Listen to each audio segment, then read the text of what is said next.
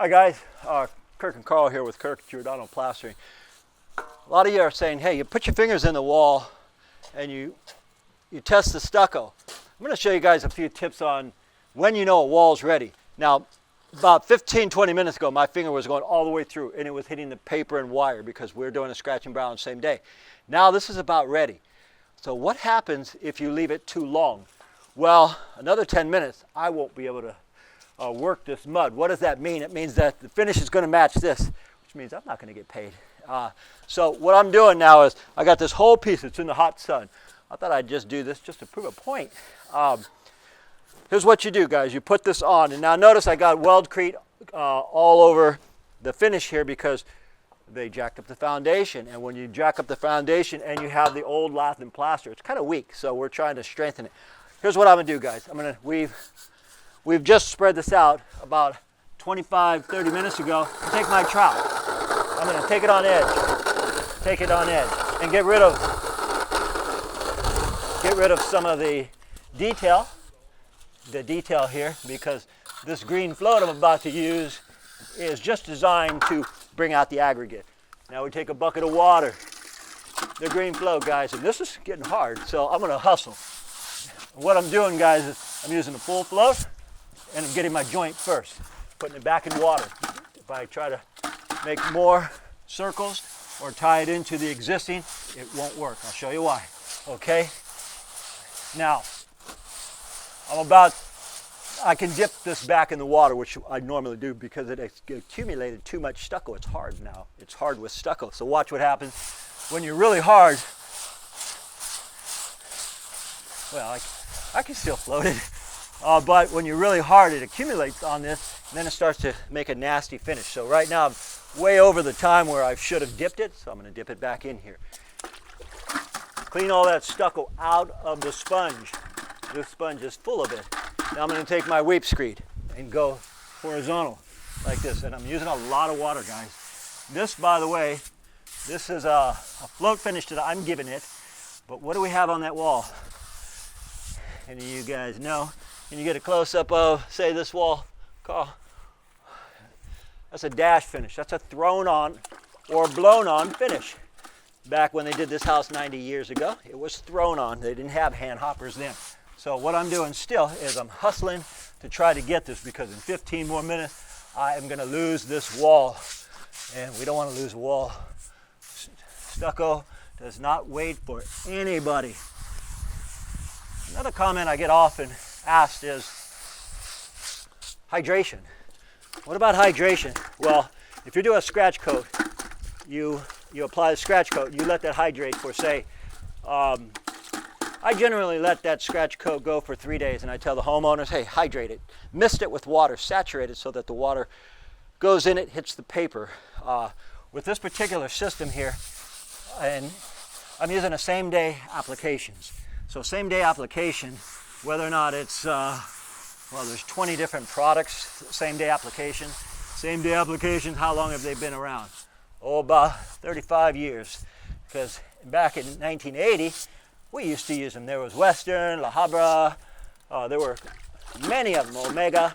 Today, 35 years later, 30 years later, we come up with a lot of advanced stucco one-day finishes. Same-day finishes. Same-day finishes does not mean you apply a stucco coat 1 inch. Even here where the coat is thin, you scratch everything, you come right back and brown over it. Do you have to put the scratch marks in it when you're doing same-day applications? No. So back to hustling, guys. I don't want to lose these joints. I'm in the hot sun. Started off about 40 degrees because we're in winter time. I got about 3 shirts on. Sweating like a pig right now, but I'm going to pull them off right after I do this simple explanation.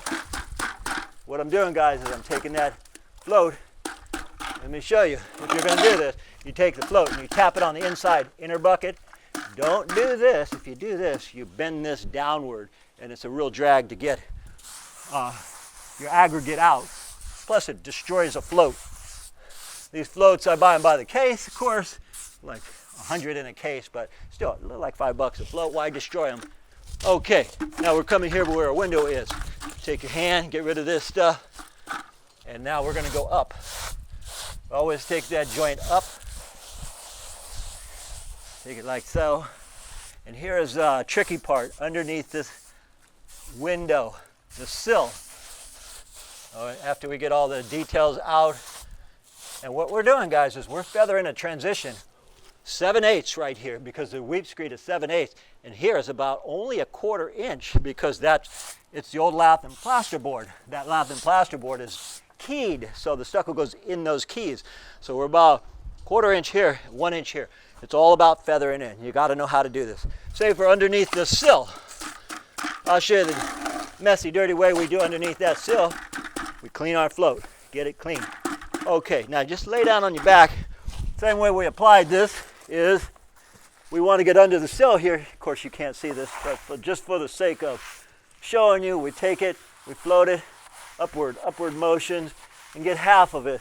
We don't have to lay in this dirt twice. We get half, boom, there it is. We'll take the other half. Now, can I do it without looking at it? I can, but I can't plaster it without looking at it, because I have to make sure that underneath here is 1 inch thick. I can't have this 7/8 and then this go in. So I laid on my back and I plastered that. Now I'm taking this, and I already know I plastered it the right depth. So let's see what the heck is in my way. Blam. Obstacle course around here. Then what you do is just keep floating it out like so. And if you put mud on too heavy, just take your trowel and wipe it off.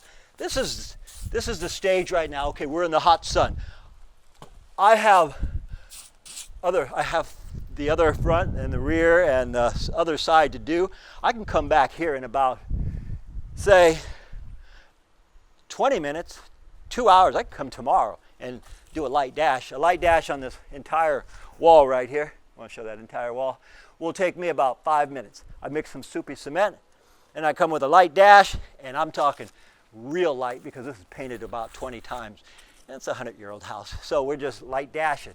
Anyway, I thought I'd show you, because people say, how come you poke it, your finger in, and you just show it. I poke my finger in to show well, when it's ready. That's how I can usually look at a wall and see if it's ready. It starts to lose its sheen and it starts to go a lighter color. That's when you're losing it, guys. So for the sake of just explaining some things that are behind the scenes, I look at walls and I know when they're ready. That's an important thing, because if you have to use muscle, that's rough, because the way I figure it is the stucco applications is about 30% of the knowledge. The other 70% is material.